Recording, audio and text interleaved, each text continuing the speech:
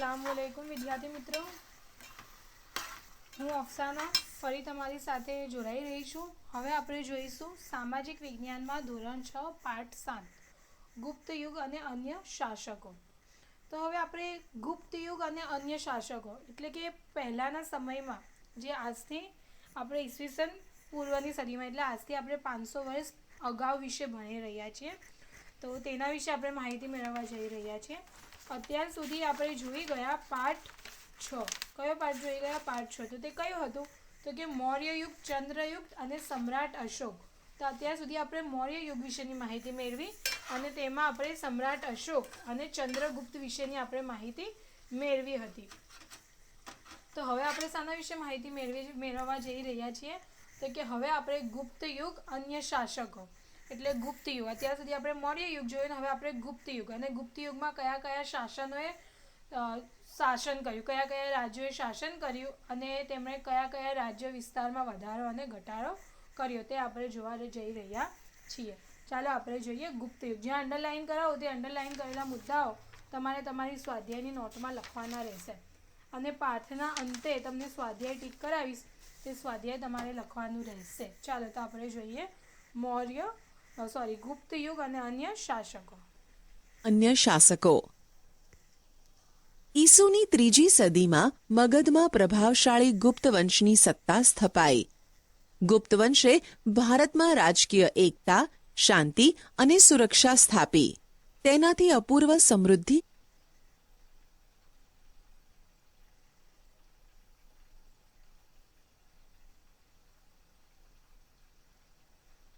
ગુપ્ત વંશની સત્તા સ્થપાઈ। ગુપ્ત વંશ યુગ અને અન્ય શાસકો ઈસુની 3જી સદીમાં જો વિદ્યાર્થી મિત્રો તમારે અંડરલાઇન કરવાની રહેશે કે ભાઈ ઈસુની 3જી સદીમાં મગધમાં શક્તિશાળી ગુપ્ત યુગની સ્થાપના થઈ। જો અત્યાર સુધી આપણે જે પહેલો પાઠ આપણે જોયો હતો આપણો, તો તેમાં શું હતું? તો કે તેમાં શું હતું, આપણે જે આના પહેલાં આપણે જે પાઠ જોયો ને સમ્રાટ અશોકવાળો, તેમાં પણ મગધ જ રાજ્ય હતું। શું રાજ્ય હતું? મગધ। પરંતુ શું થયું?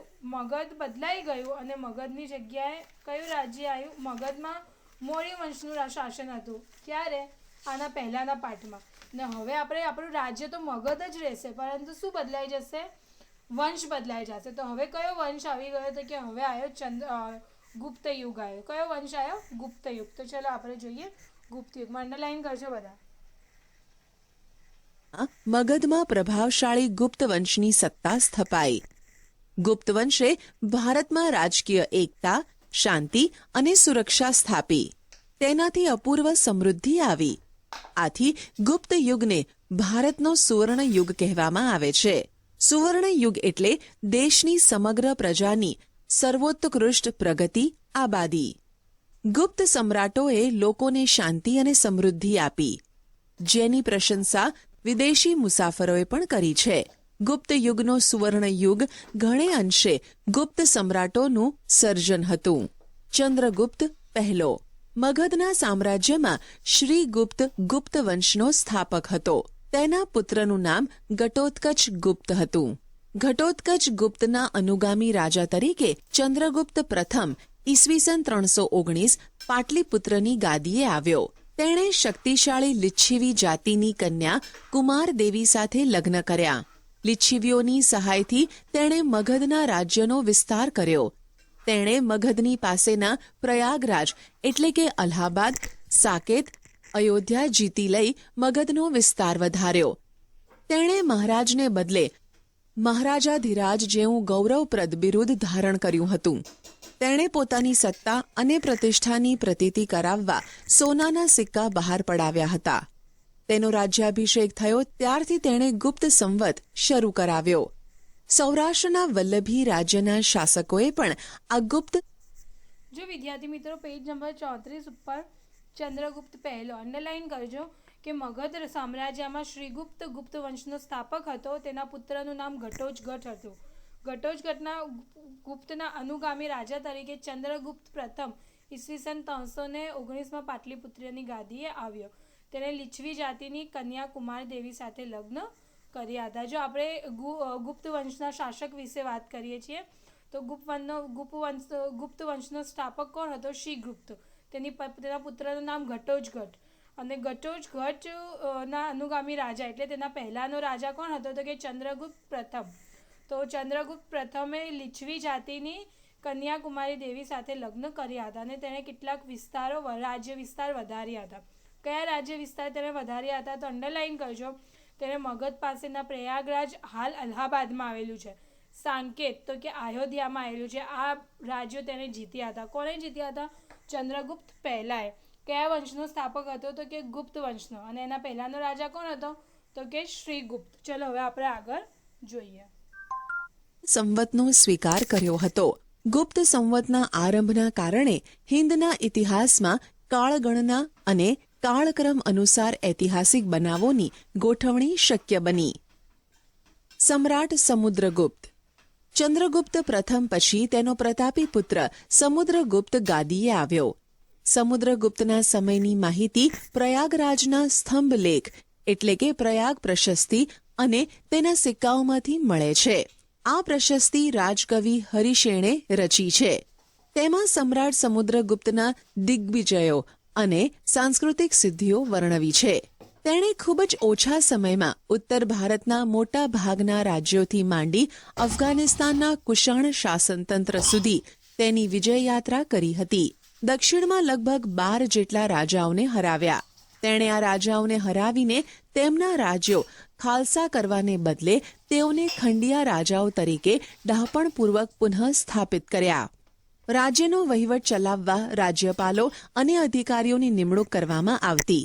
સમુદ્રગુપ્ત મહાન વિજેતા અને સંસ્કારી સમ્રાટ હતો. તેની જો હવે આપણે કોના વિશે જોઈએ છે? સમુદ્રગુપ્ત. તો સમુદ્રગુપ્ત ચંદ્રગુપ્ત પછીનો રાજા હતો અને તે ચંદ્રગુપ્તનો પુત્ર હતો. તેણે શું કર્યું હતું? અંડરલાઈન કરજો. તો તેણે સમુદ્રગુપ્તની માહિતી પ્રયાગરાજના સ્તંભલેખ એટલે જે અયોધ્યા પ્રયાગરાજમાં તેનું અલ્હાબાદમાં તેનું સ્થાપના કરી હતી ત્યાં જે સ્તંભલેખ છે તેના સિક્કાઓ મળી આવ્યા છે. અને ત્યાંથી આપણને ખબર પડે કે સમ્રાટ સમુદ્રગુપ્ત છે તે ખૂબ જ સાંસ્કૃતિક સિદ્ધિઓવાળો હતો અને તેને ઉત્તર ભારતના મોટા ભાગના રાજ્યોનું જીત્યા હતા. તો આ કોણ હતો? સમુદ્રગુપ્ત. કોનો પુત્ર છે? તો કે સમ્રાટ ચંદ્રગુપ્ત પહેલાનો. ચાલો આના વિશે આપણે આગળ માહિતી મેળવીએ. સાહિત્યિક સિદ્ધિઓ અને ચારિત્ર્ય પણ નોંધપાત્ર હતા. તેણે અનેક કાવ્યોની રચના કરી કવિરાજનું બિરુદ મેળવ્યું હતું. કમનસીબે તેનું આજે એક પણ કાવ્ય મળતું નથી. એક સિક્કામાં સમુદ્રગુપ્તને વીણા વગાડતો દર્શાવવામાં આવ્યો છે જે તેનો સંગીત પ્રેમ દર્શાવે છે. તેના શાસનકાળ દરમિયાન એક સિક્કામાં સમુદ્રગુપ્તને વીણા વગાડતો દર્શાવવા. જો આ તમને દેખાય છે, તમને સમુદ્રગુપ્તના સમયના સિક્કાઓ છે જેમાં તે વીણા એટલે આજના સમયમાં આપણે જે ગિટાર કહીએ છીએ તેને પહેલાના સમયમાં આપણે વીણા તરીકે ઓળખીએ છીએ. તે વીણા વગાડતો દેખાય છે તો તેનાથી આપણે જોઈ શકીએ છીએ કે જે સમુદ્રગુપ્ત છે તે સંગીત પ્રેમી હતો.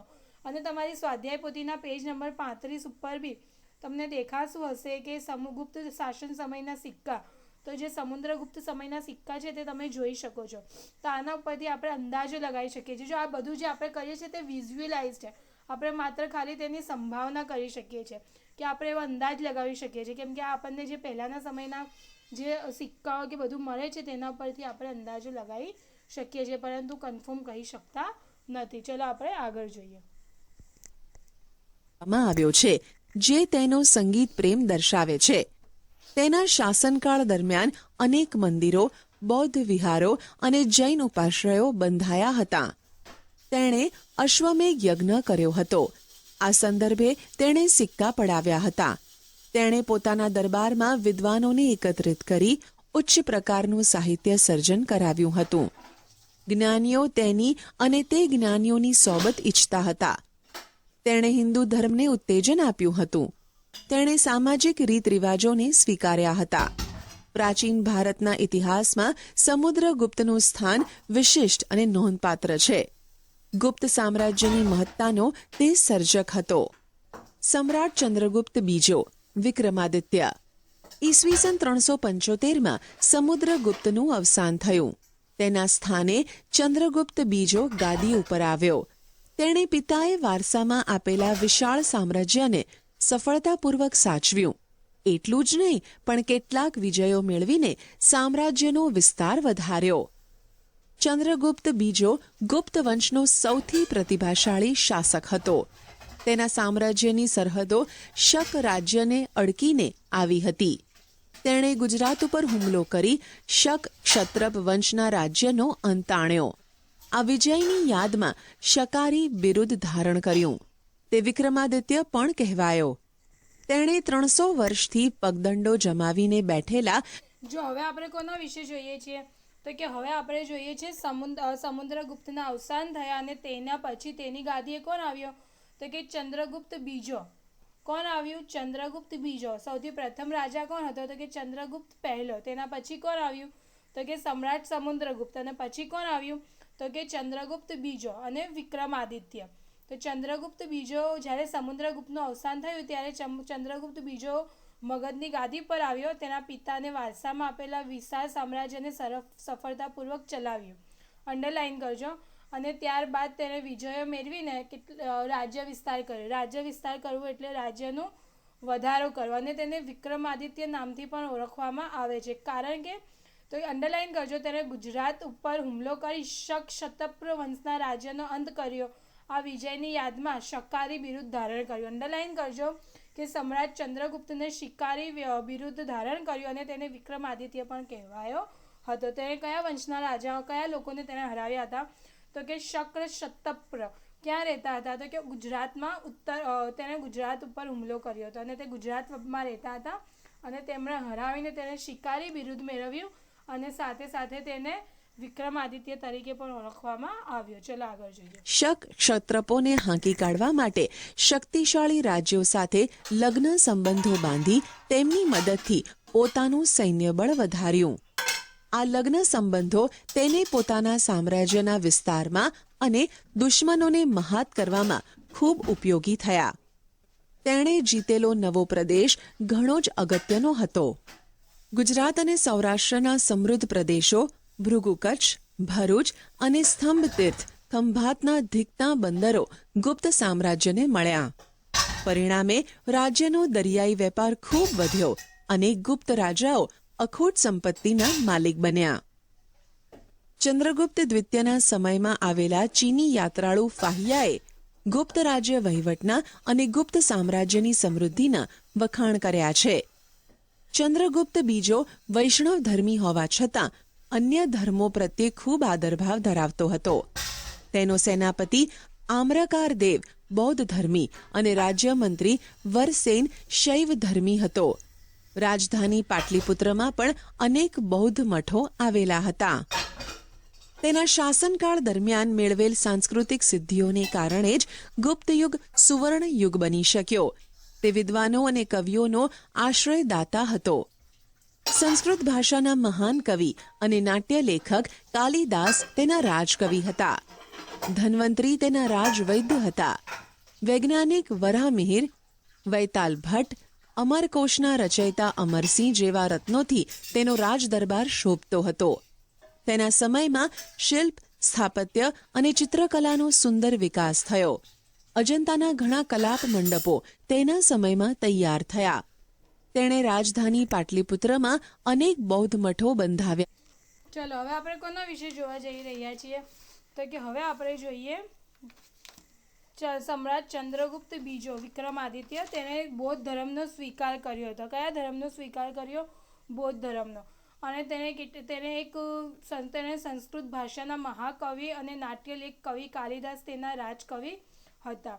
તો જે આપણે સમ્રાટ ચંદ્રગુપ્ત છે જેને શિકારી અને વિક્રમાદિત્ય નામનું તેને જે બિરુદ મળ્યું હતું તેની સાથે સાથે તેણે કેટલાક સમાજ સુધારાના પણ કાર્યો કર્યા છે જે આપણે આગળ એમાં જોવાનું રહેશે.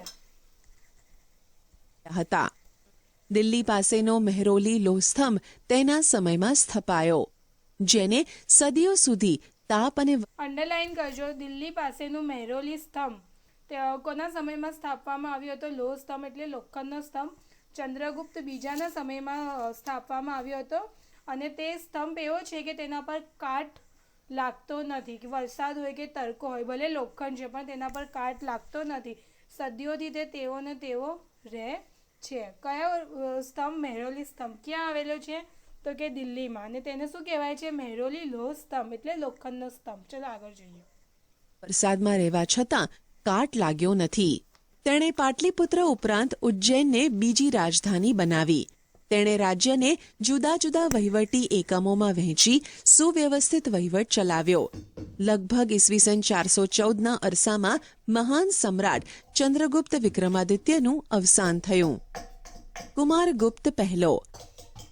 ચંદ્રગુપ્ત બીજાના અવસાન પછી તેનો પ્રતાપી પુત્ર કુમારગુપ્ત પહેલો ગાદીએ આવ્યો. તેનો શાસનકાળ શાંતિ અને સમૃદ્ધિનો યુગ હતો. તેણે વિશાળ સામ્રાજ્યને જાળવી રાખ્યું હતું.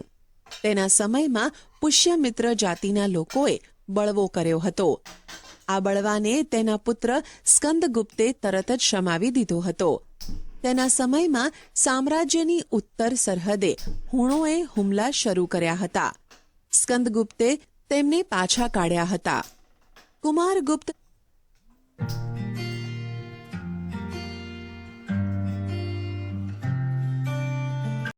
જૈનોને પણ દાન આપ્યા હતા. નાલંદાની પ્રસિદ્ધ બૌદ્ધ વિદ્યાપીઠ તેના સમયમાં સ્થપાઈ હતી. અજંતાની કેટલીક ગુફાઓ તેના સમયમાં તૈયાર થઈ. સ્કંદગુપ્ત. કુમારગુપ્ત પહેલા પછી તેનો વીરપુત્ર સ્કંદગુપ્ત ગાદી પર બેઠો. તે ગુપ્ત યુગનો છેલ્લો મહાન રાજા હતો. ગિરનારના અભિલેખમાં જણાવ્યા પ્રમાણે તેણે શાસનકાળના શરૂઆતના વર્ષોમાં હુણોને હરાવ્યા હતા. હુણો સાથેની લડાઈમાં પુષ્કળ દ્રવ્ય વપરાઈ ગયું. પરિણામે ગુપ્ત સામ્રાજ્યની આર્થિક સંપત્તિમાં ઓટ આવી. સ્કંદગુપ્ત પછીના નિર્બળ શાસકો જનુની અને શક્તિશાળી હુણોના આક્રમણને ખાળી શક્યા નહીં અને ગુપ્ત સામ્રાજ્ય ઈસવીસન 550માં છિન્ન ભિન્ન થઈ ગયું. ગુપ્ત યુગની શાસન વ્યવસ્થા. ગુપ્ત યુગના શાસનતંત્ર વિશે આપણને અભિલેખો, સ્મૃતિઓ અને પુરાણોમાંથી માહિતી મળે છે. તે પ્રમાણે શાસનતંત્ર કેન્દ્રીય, પ્રાંતીય અને સ્થાનિક એમ 3 વિભાગોમાં જો અંડરલાઈન કરજો કે ગુપ્ત યુગની શાસન વ્યવસ્થા 3 ક્ષેત્રમાં વિભાજિત કરેલી હતી. કયા 3 ક્ષેત્રમાં? તો કે કેન્દ્રીય, પ્રાંતીય અને સ્થાનિક. જો આ શાસન વ્યવસ્થા વિશે આપણે અગાઉ પણ સમજી ગયા છીએ. યાદ છે ને આપણે આ શાસન વ્યવસ્થા વિશે આના અગાઉ આપણે સમજી ગયા છીએ કે કેન્દ્રીય એટલે શું, પ્રાંતીય એટલે શું ને સ્થાનિક એટલે શું. કેન્દ્રીય એટલે કે રાજા જ વડો હોય, રાજા જે કે તે જ કરવામાં આવે. રાજાશાહી શાસન વ્યવસ્થા તરીકે પણ આપણે તેને ઓળખીએ છીએ. અને ત્યાર પછી પ્રાંતીય તો કે રાજ્યમાં જે પણ ઘટનાઓ ઘટે તેનું ધ્યાન રાજાઓ અને રાજકુમારીઓ દ્વારા રાખવામાં આવે. અને સ્થાનિક તો કે રાજ્યમાં જે સ્થાનિક ક્ષેત્રમાં રહેતા હોય ત્યાંના જે વડા હોય તેમના દ્વારા નિર્ણય લેવામાં આવે. અને જે પણ તેમને તકલીફ પરેશાની હોય તે ડાયરેક્ટ પેલે પ્રાંતીય ક્ષેત્રમાં એટલે રાજકુમારીઓ અને રાજા પાસે આવે, રાજકુમારો પાસે આવે. અને ત્યાર પછી કોની પાસે આવે? ત્યાર પછી રાજા પાસે આવે. અને રાજા પછી તે વાતનો નિર્ણય કરે કે શું થયું હતું અને કેવી રીતે થયું હતું. તો આ થઈ ગઈ આપણે ગુપ્ત યુગની શાસન વ્યવસ્થા. જો તમારે તમારા મુદ્દાઓના ચોપડામાં આ રીતે ડ્રો કરીને લખવાનું રહેશે કે શાસન તંત્ર કેન્દ્રીય, પ્રાંતીય અને સ્થાનિક. ચલો આપણે આગળ જોઈએ. ચાલેલું હતું. કેન્દ્રીય વહીવટી તંત્ર. ગુપ્ત શાસન તંત્રમાં સમ્રાટ વહીવટી તંત્રના કેન્દ્ર સ્થાને હતા. તેઓ મહારાજાધિરાજ, પરમ ભાગવત જેવા બિરુદો ધરાવતા હતા. વહીવટી તંત્રમાં જો કેન્દ્રીયમાં તો જે રાજા હોય તે જ મુખ્ય કેન્દ્ર સ્થાને હોય અને તે મહાધિરાજ એટલે મહારાજ જેવા બિરુદોથી તેમને બિરાજવામાં આવતા હતા. ત્યાર પછી હોય પ્રાંતીય. તો પ્રાંતમાં કોણ હોય? રાજકુમારો અને રાજકુમારીઓ. અને ત્યાર પછી જિલ્લા કક્ષાએ પ્રાદેશિક. તો પછી તેને ભુક્તિ કહેવામાં આવે છે. અંડરલાઈન કરજો. મુખ્ય ભૂમિકા ભજવતા પ્રાંતને ભુક્તિ કહેવામાં આવે છે, જેના વડા પ્રાદેશિક હતા અને તેને જિલ્લામાં વહેંચવામાં આવતું હતું, જેને જિલ્લાનો વિષય તરીકે પણ ઓળખવામાં આવે છે.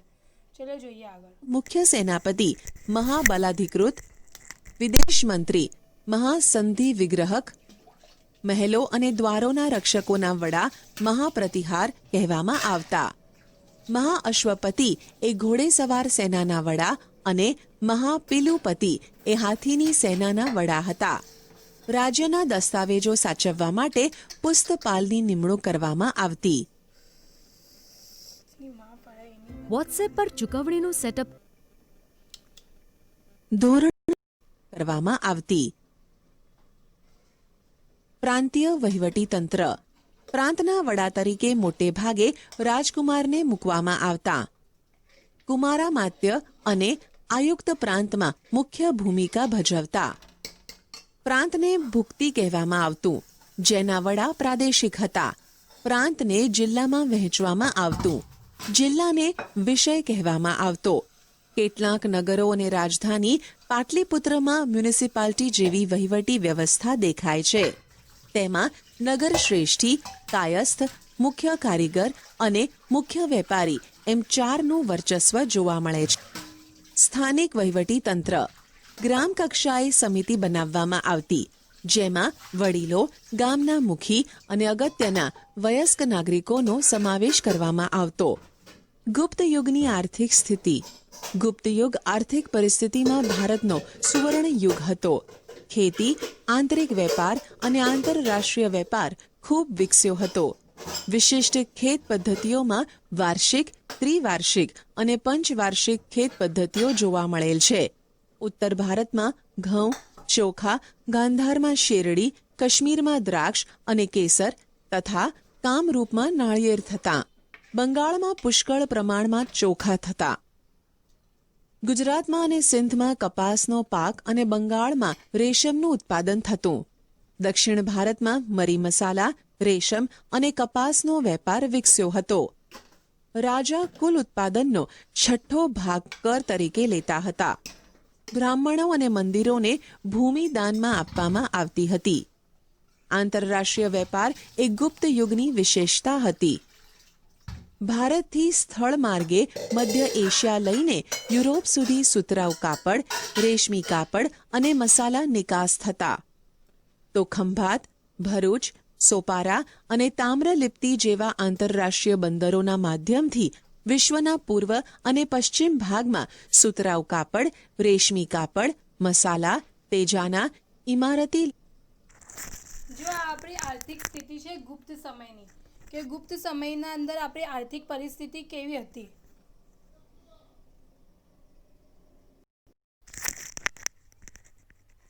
મહાન વૈજ્ઞાનિકોમાં હવે આપણે જોઈશું ગુપ્ત યુગમાં વિજ્ઞાનની સ્થિતિ. તમને બધાને ખબર હશે કે આપણે જે શૂન્ય એટલે ઝીરોની શોધ, દશાંશ પદ્ધતિની શોધ આર્યભટ્ટે કરી હતી. કોણે કરી હતી? આર્યભટ્ટ અને વરાહમિહિરના સમયમાં કરવામાં આવી હતી, જે ભારતના મહાન વૈજ્ઞાનિક તરીકે ઓળખીએ છીએ. ચાલો તો આપણે તેમાં આગળ જોઈએ. આર્યભટ્ટ અને વરાહમિહિર આ સમયમાં થયા. આર્યભટ્ટે શૂન્ય અને દશાંશ પદ્ધતિની શોધ કરી. વરાહમિહિરે બૃહદ સંહિતા નામનો ખગોળશાસ્ત્રને લગતો મહત્વપૂર્ણ ગ્રંથ લખ્યો.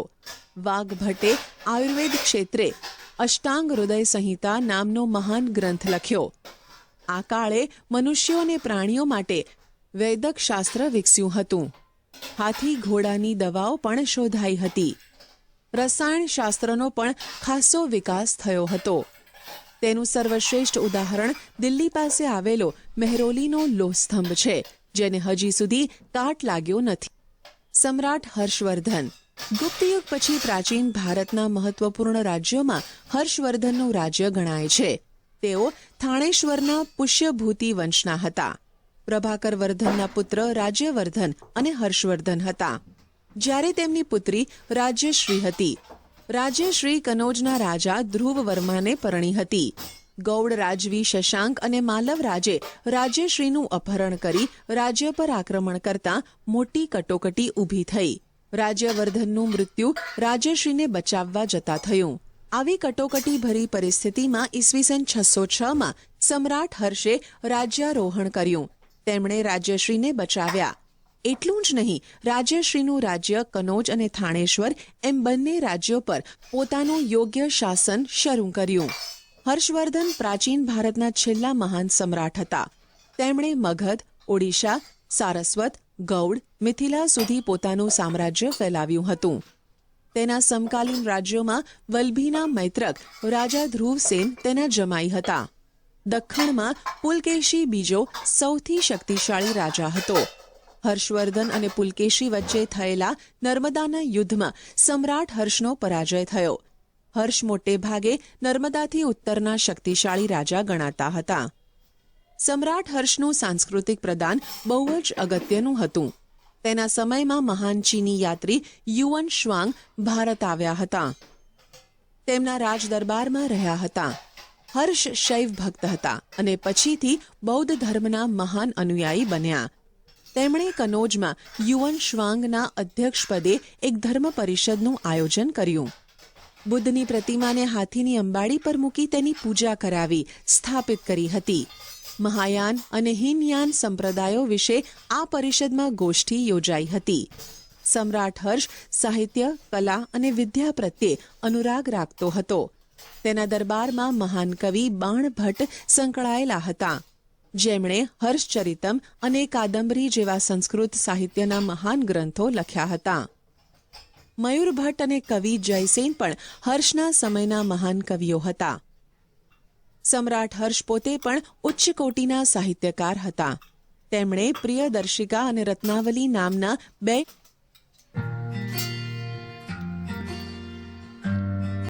સાથે સાથે ભગવાન બુદ્ધની જાતક કથાઓ ઉપરથી નાગાનંદ નામનું વિશિષ્ટ નાટક પણ લખ્યું હતું. હર્ષે અન્ય દેશો સાથે પણ મૈત્રી સંબંધો બાંધ્યા હતા. તેમણે પોતાના દૂત મંડળને ચીનમાં મોકલ્યા હતા. તે જ રીતે ચીનથી ભારતમાં ચીનના દૂત મંડળે મુલાકાત લીધી હતી. આ દ્રષ્ટિએ સમ્રાટ હર્ષ એક ઉચ્ચ કોટીના શાસક, વિજેતા અને સાહિત્યકાર હતા. તેમણે નાલંદા વિદ્યાપીઠને નિભાવવા માટે 100 ગામ ભેટમાં આપ્યા હતા.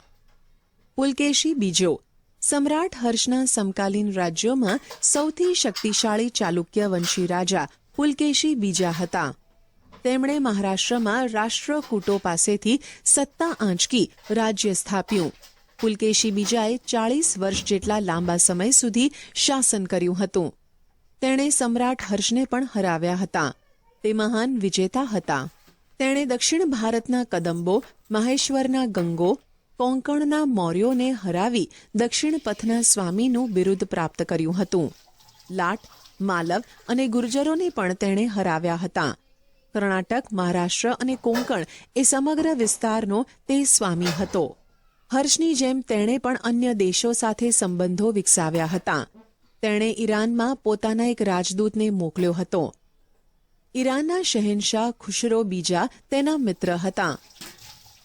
અન્ય રાજ્યો આ સમયે અન્ય રાજ્યોમાં કાંચીના પલ્લવો, રાજસ્થાનના ગુર્જર પ્રતિહારો, વલ્લભીના મૈત્રકો, દક્ષિણ ગુજરાતમાં ગુર્જરો, કાશ્મીરમાં કરકોટકો વગેરેનો સમાવેશ થાય છે, જેમાં કાંચીના પલ્લવો સ્થાપત્ય અને કલાને લીધે પ્રખ્યાત થયા હતા. તેમણે બ્રહ્મા, વિષ્ણુ, મહેશની અનેક મૂર્તિઓ શિલાઓમાં કંડારી મંદિરો બંધાવ્યા હતા. મહાબલીપુરમના સમુદ્ર તટે રથ મંદિરો બંધાવનારા પલ્લવોએ ભારતની સાંસ્કૃતિક સમૃદ્ધિમાં વધારો કર્યો છે. કાંજીવરમમાં તેમણે બંધાવેલું કૈલાશનાથ મંદિર તે સમયનું સૌથી શ્રેષ્ઠ મંદિર ગણાવી શકાય. एक माँ ही बनाती है अपनी बेटी को डर से स्ट्रांग. ચલો તો હવે આપણે સ્વાધ્યાય જોઈશું. તો સ્વાધ્યાયમાં પહેલો પ્રશ્ન કે ભાઈ ગુપ્ત વંશનો સ્થાપક કોણ હતો? તો કોણ હતો? તો કે ગુપ્ત વંશનો સ્થાપક હતો શ્રીગુપ્ત. શું આવશે? શ્રીગુપ્ત આવશે. ચલો અને હવે આપણે બીજો જોઈએ. સિક્કામાં કયા રાજાને વીણા વગાડતો દર્શાવવામાં આવ્યો હતો? તો સમુદ્રગુપ્તને. કોને આવ્યો હતો? સમુદ્રગુપ્તને. ત્રીજો, કુમારગુપ્તના સમયમાં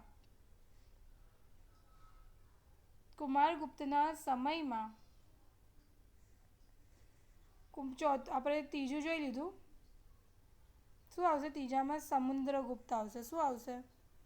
સમુદ્રગુપ્ત. ચલો ફરીથી જોઈએ કે ગુપ્ત વંશનો સ્થાપક કોણ હતો? તો કે શ્રીગુપ્ત. અને બીજું આવશે સિક્કામાં કયા સમ્રાટને વીણા વગાડતો જોવામાં આવ્યો હતો? તો સમુદ્રગુપ્ત. હવે આપણે ત્રીજું જોઈએ. દિલ્હી ખાતે લોહ સ્તંભનું નિર્માણ કોના સમયમાં કરાવવામાં આવ્યું હતું? તો કે ચંદ્રગુપ્ત બીજાના સમયમાં. કોના સમયમાં? ચંદ્રગુપ્ત બીજો. હવે આપણે ચોથું જોઈએ. કુમારગુપ્તના સમયમાં કઈ વિદ્યાપીઠની સ્થાપના થઈ હતી? તો કઈ વિદ્યાપીઠ હતી? નાલંદા. પ્રશ્ન 2 તમારે લખવાનો નથી. બરાબર. અને પ્રશ્ન 3 જોડકા જોડો. તો મુખ્ય સેનાપતિ તો શું આવશે? મહાબલાધિકૃત. શું આવશે? મહાબલાધિકૃત. ત્રીજું સી. બરાબર. પછી આપણે જોઈએ બીજું જિલ્લા, તો એમાં શું આવશે? વિષય એ. બરાબર. પછી આપણે ત્રીજું જોઈએ કર, તો તેમાં શું આવશે? 2 ઉત્પાદનનો છઠ્ઠો ભાગ. પછી જોઈએ વાઘભટ્ટ, તો તેમાં શું આવશે? 5 નંબર. એટલે તેમાં આવશે આપણે અષ્ટાંગ હૃદય. શું આવશે? ઈ. અષ્ટાંગ હૃદય. બરાબર. પછી જોઈએ ઈરાનના શહેનશાહ, તો તેમાં શું આવશે? આપણે 4 નંબર ખુશરો. જો ના ખબર પડે તો હું ફરીથી બતાવી દઉં છું. પહેલામાં આવશે સી.